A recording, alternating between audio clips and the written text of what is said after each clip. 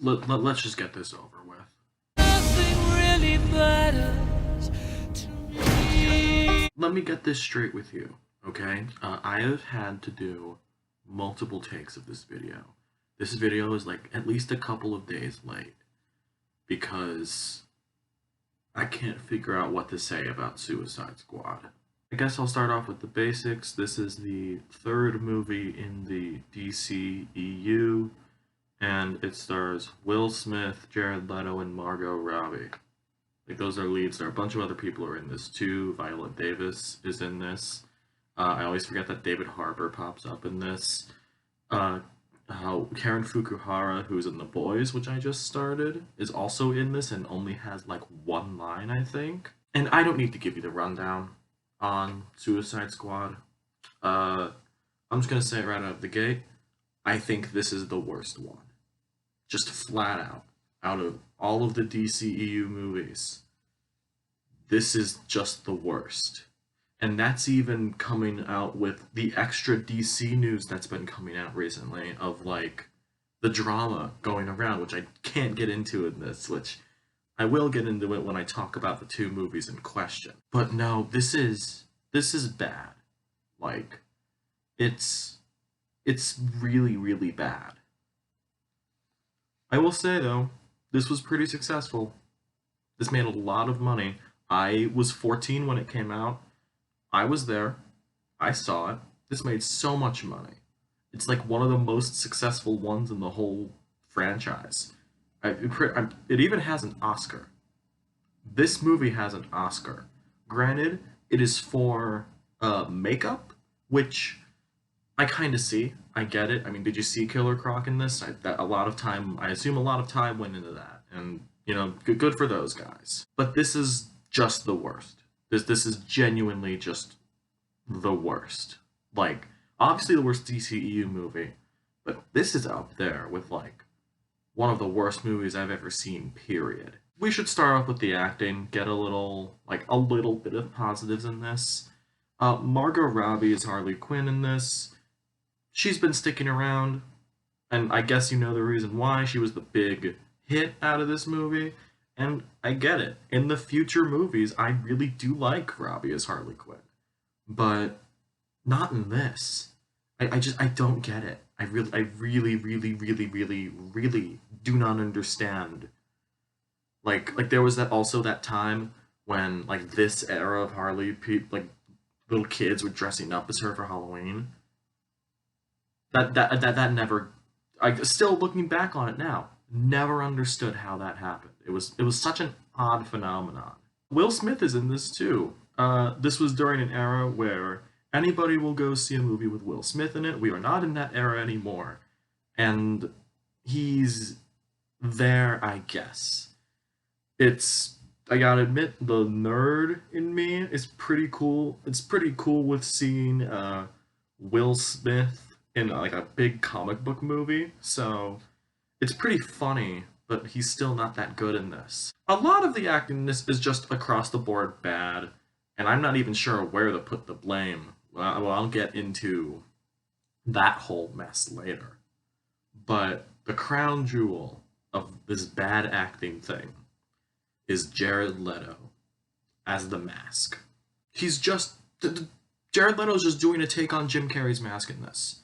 I found someone told me that, and when I did the rewatch of this, I had that in mind, and he really is, and his version of Joker is just Jim Carrey's Mask, and it's a lot funnier now looking at that, but I will say, at least I get the idea of what they were going for with this Joker. The Joker is a character that can be changed pretty often. Two different iterations of the character have Oscar-winning performances. So I get that you want to try something new with it and have a new version for each little franchise. But this just didn't work. Like Jared Leto didn't work. The idea didn't work for this movie. And it just really, it really just didn't work in this movie.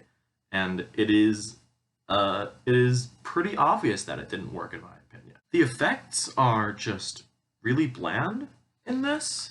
Just it's just bad. There are those weird, like, putty guys that work for the Enchantress, and they look like, I haven't seen Power Rangers, but they look like Power Ranger villains, and it's really odd, and just really, it doesn't make any sense to me, and the effects just aren't that good to boot. And here we are, we're at the big reason on why this just is the worst, flat out, and that is the story and the more specifically the editing here, because the it's mainly the editing in this part, but the story, the actual story of this group of bad guys basically being forced into saving the world and they're getting time off their sentences.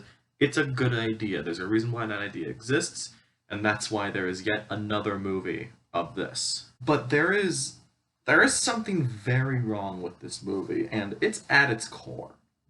And I am pretty sure that this movie has been edited in the wrong order. See, there's a whole thing with the response of Batman vs. Superman in that it was too dark, and that's why it didn't make as much money as Warner Brothers had been hoping.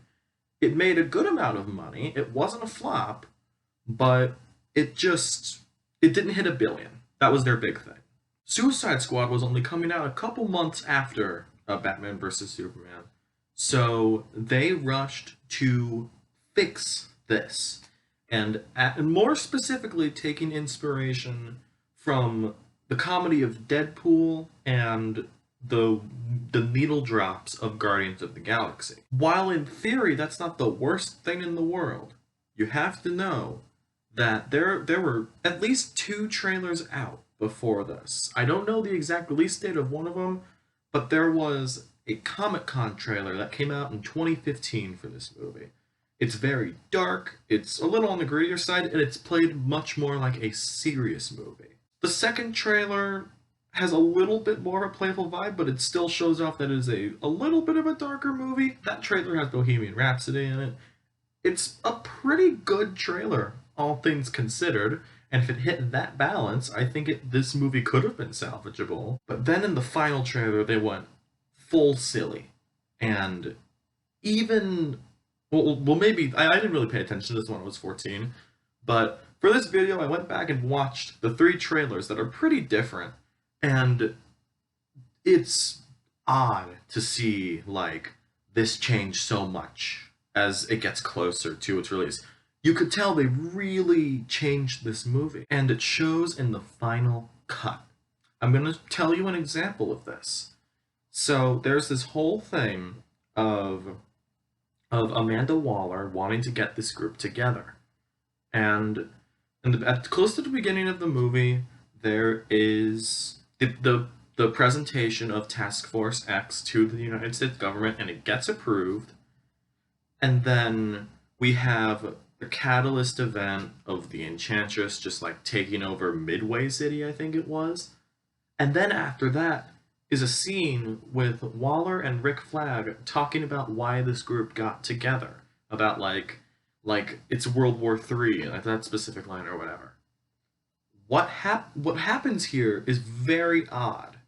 It doesn't sound that bad me talking to you, but it would make more sense to me if you take the scene of Waller and Rick Flag, put it before the other 2 scenes I mentioned, so it goes Waller and Rick Flag, then the presentation to the government, and then the Enchantress breaking out. In the presentation that it is in the movie, it seems like they had it was very convenient that Waller happened to present this on the same day that Enchantress broke out. While it is implied in the scene with Waller and McFlag that this plan has been put together for a while now. And they put that at the very end, so it seems like it is all a very swift reaction to it, and it feels really rushed and odd.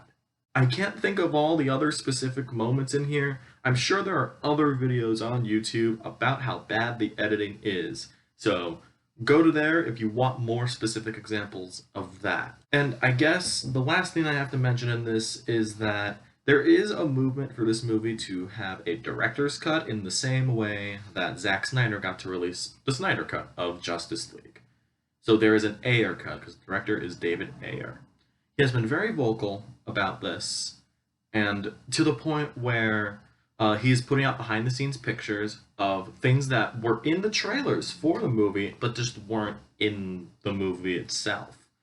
And I have to admit, I feel for the guy. Warner Brothers hacked up this movie to try and salvage it, and granted, it worked. This did not get great reviews though, but it made so much money. But I really feel for David Ayer. I really do. But I feel like there are certain things in this movie, like at its core, that cannot be changed by just an extended cut of the movie. That it will still be bad. It could be better than this. And I'm sure it is. But it will not be a vast improvement. Those are my thoughts on Suicide Squad 2016. If you like it, cool. If you don't, that's also cool. I happen to not like it. Like and subscribe. Oh my god, I'm done. Just there's the score. I'm done.